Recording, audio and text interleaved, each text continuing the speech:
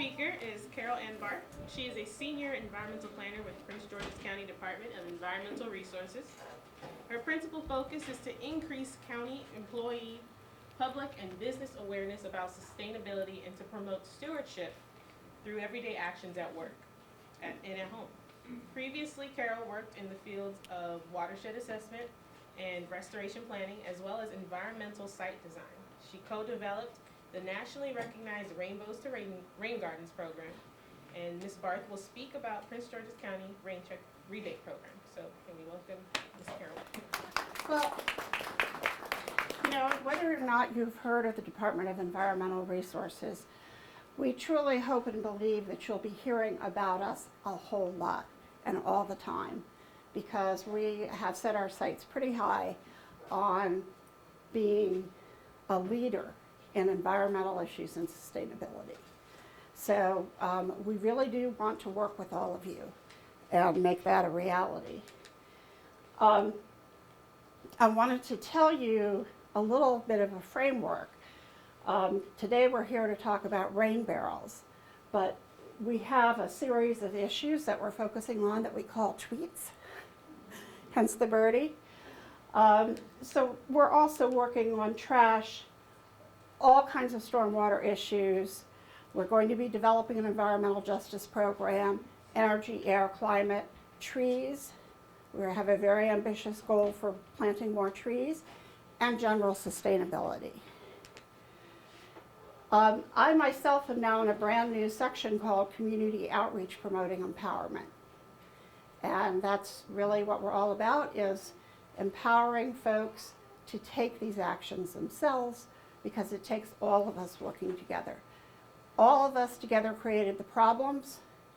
All of us are needed to make the solution. So no matter, it feels a lot like I'm one person, what difference am I really making? But there is a collective impact. And so that's what we're counting on. I want to briefly mention another program that we have that you probably haven't heard about, which is the Tree Relief Grant Program. And this one is not for individuals like the Rain Check Rebate. It's for community groups and municipalities. And as you see, you can get up to $5,000. So if any of the groups sponsoring this workshop want to plant a bunch of trees, come and talk to us, because we want to help you make it happen. And, Greenbelt itself can come in and apply, and they could get $10,000. So we're really looking to re-green the county. We have 8,000 acres of untreated impervious surface that we need to get treated. It's part of our permit requirement. There's just not enough public land for us to do it all, which is why we're all here today. We have to do it in our private yards as well. All right, so on to the Rain Check Rebate. Again, a little bit of perspective. You may have seen a flyer like this that came with county tax bills. That's the clean water fee. And the reason I want to mention it today is if you install the practices in Rain Check Rebate, and actually there's even more practices that you can do, you have the opportunity to actually lower that fee. So you can get rewarded that way as well. So here you go. The government's trying to give you money. How cool is that, right? Some people have referred to this as the rain tax. Well, that's one of the reasons we decided to call our program Rain Check Rebate, because we're going to cut you a check. All right, so the Rain Check Rebate includes these 7 practices, and I have fact sheets on all of them over on my table, and a few copies of our more detailed guidelines. And the first speaker really sort of mentioned all of these, so let's just go ahead and look at the program itself. It does apply also to institutions and commercial facilities, as well as individuals.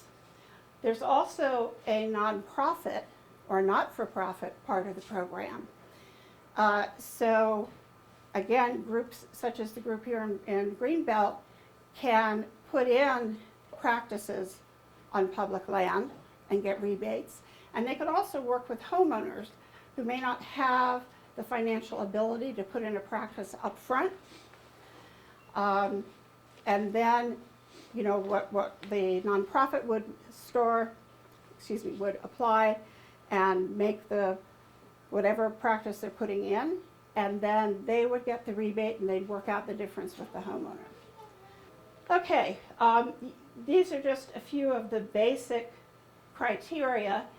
I want to note for you the one exception to having this pre-inspection is the rain barrel. But for all the other practices, we do have to come out and look at the property first, because the last thing we want to do is waste your time and everybody's money putting in something that doesn't work. In my years of working in low-impact development, I've seen professionals, you know, professional engineers, developers, make every dumb mistake that you can possibly think of with these practices. I've seen places where they said, oh, a rain garden, what a perfect place to wash out the cement mixer. Right? So, as I say, they're not complicated, but it's like anything else. It's like making a cake. If you put in salt instead of sugar, it doesn't work. So that's why we want to take a look at the property, make sure that your practice is going to be located in the right place. You know, we don't want you directing water to your foundation, for example. Okay. Now there is a cap of how much in rebates you can get per property. You can get any combination of those 7 practices up to the $2,000 maximum, $20,000 for commercial and institutional and multifamily dwellings. Now let me point out this last bullet, rebate amount cannot exceed the cost of the project. So if you're the lucky winner today to get that free rain barrel, you know, we can't pay you more than it cost. And if you got it for free, okay, you follow me? But nonetheless, I hope you win. All right. As was mentioned, we are supporting tree canopy, increasing the canopy as much as we can through the county. Tree relief is for organizations, and so it's very good for large projects. For homeowners that are looking to do a few trees, Rain Check Rebate is the way to go. And we do require that the trees be native. Rain barrels, of course, what we're here to talk about today, so I'm not going to spend a lot of time on this because everybody else is going to talk about that. Cisterns are, in fact, just ginormous rain barrels. And it's an old technology. It's how people used to get water. Now, we want to use that water, of course, for non-drinking. You know, you don't want to drink it. You don't want to put it on, you know, that kind of thing. But landscape, car washing, whatever, that's good. Because you would have to treat it, and you'd have to have a treatment system. So, in our case, we're only looking at just saving more water for the landscape. Now, one thing you do need to be aware of with cisterns is water's heavy. Okay, does anybody know what a pound of water weighs? 8.5. I mean, a gallon of water? Yeah, 8.5 pounds. Right. So we had a gentleman that put in an application and was going to buy a 400-gallon cistern, which is awesome, and he wanted to put it on his back porch, which was less awesome. So, you know, again, that's why we do the pre-inspections and look at the applications very carefully. Rain gardens have already been mentioned. Again, it's a fabulous way to do it. And you really are looking for those plants that can tolerate both extremes, because your rain garden you want to drain well. So that means when it's not raining, it's going to be tolerably dry. And interestingly enough, we have a lot of lovely native plants that actually are adapted to that. You know, if you think about it, there's a lot of places that work like that, like the forests along a stream, right? Sometimes it's wet, sometimes it's dry. If you've ever been to Great Falls, walked out on that boardwalk, that Barrens forest on the rocks, think about that. That's the nature equivalent of what we're doing in the rain garden. So there are lists of plants. I did one for Prince George's many, many years ago, and it has over 100 plants on it. So we've got plenty. Don't worry about your palette. You can have a lovely, lovely rain garden. Pavement removal. This is a great thing. You can replace it either with vegetation. Let's say you have extra driveway or a walkway you don't use, or an old patio in the back and you've put in a deck, now you don't need the patio, whatever. Or you can do pavement removal and put down the pervious pavers. And I also have a little sample to kind of show what some of those are like, if you want to pass that around. Okay. So one thing to remember with permeable pavement is this is not the do-it-yourself project. This is one where you want to have a contractor, because you have to have the right stone underneath. It has to be the right size. It has to be put in correctly. And the pavers have to be laid correctly with an edging so that they interlock. And the way it works is then the water comes through between the individual pavers. All right, so there's all different kinds. They don't all look ugly like the sample I'm passing around. Different colors, different treatments. Okay, as I said, I brought a few copies of the guidelines with me today. Those are a little bit more detailed. They tell you exactly how to do the project to qualify. All of this, though, is available on our website.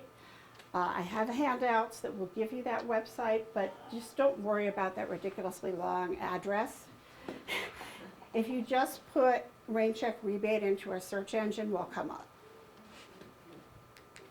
All right, so basically, you know, you want to walk your property during the rain, see where's the water go, where does it run, where does it pool, and think about which practices might work best for your situation and for you.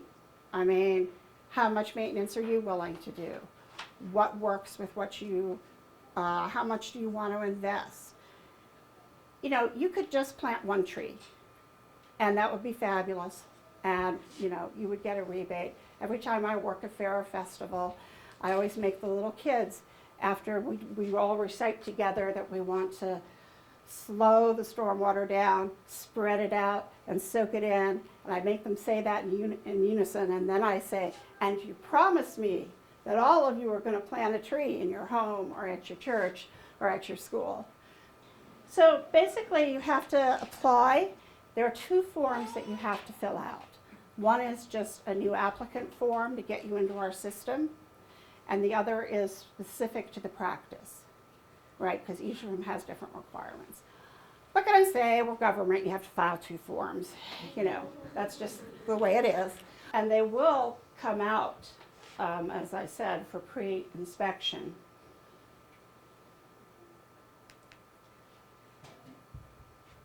And we'll let you know if there's any issues, you know, if maybe we need more information.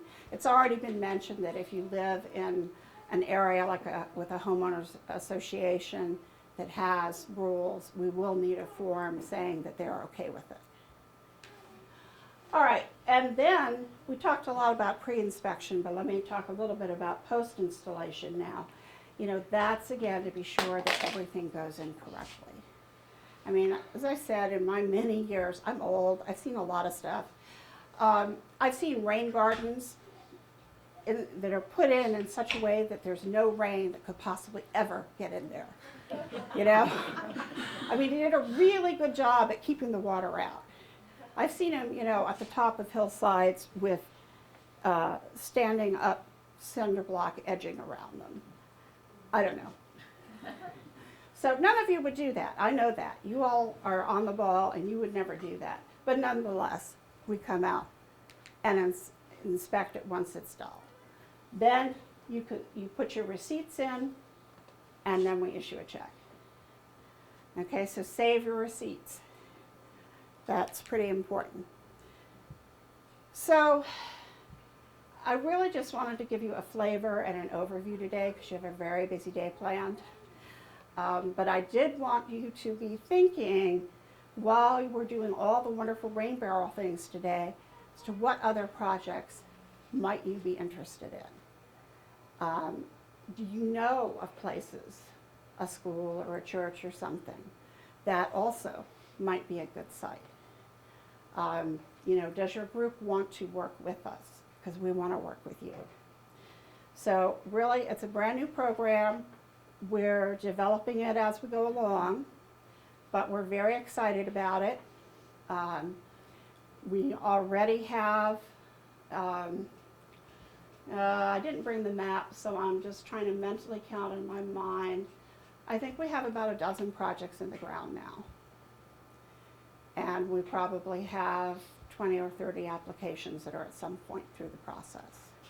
So that's not bad, but we really need to ramp it up. Okay, so I'm very excited to be here today because I hope that not only will you all be engaged with this, but you will tell your friends, your neighbors, everybody. You know, just everybody that you talk to, say, did you hear about Rain Check Rebate? Right, because that would be really good that would make my job a lot easier, so I would appreciate that. Yes? I have a couple questions. One is the county attempting to do that for its own municipal lands, for instance, on schools? Are there ways to encourage your local school to get involved, or is... Yes, let me answer that two ways.